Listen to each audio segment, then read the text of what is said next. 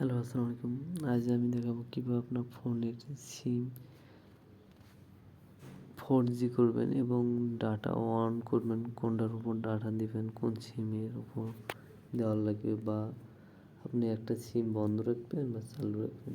চলুন সেটিংয়ে গেলাম। সেটিংয়ে এখানে দেখবেন সিম কার্ড অ্যান্ড মোবাইল নেটওয়ার্কে গেলাম।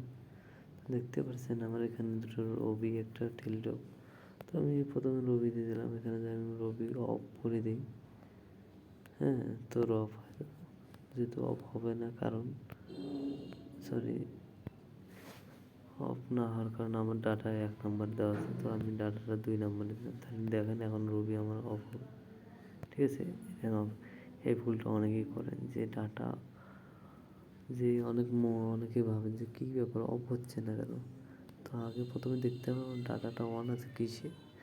যদি 1 নম্বরে ডাটা অন থাকে তাহলে 1 নম্বরে সিম অফ হবে না। তো আমার ফার্স্টলি ডাটাটা অন করতে হবে। তো আমি এইভাবে সিম অন অফ করতে হয়, যেন কেউ বুঝতে না পারে আপনার সিম তোলা আছে কি না আছে।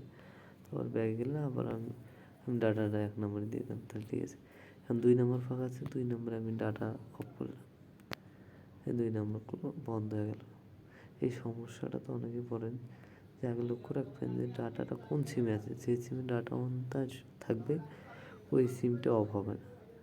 অনেক ফোনে হয়, অনেক ফোনে হয় না। তো এই সমস্যাটা যদি সম্মুখীন না, আগে প্রথমে দেখবেন যে ডাটাটা অফ আছে না অন আছে 1 নম্বরে। যদি 1 নম্বরে অফ থাকে তাহলে 1 নম্বরে সিম অফ হবে না। তো ধন্যবাদ বন্ধুরা, ভালো থাকো, সুস্থ থাকো, এই পর্যন্ত।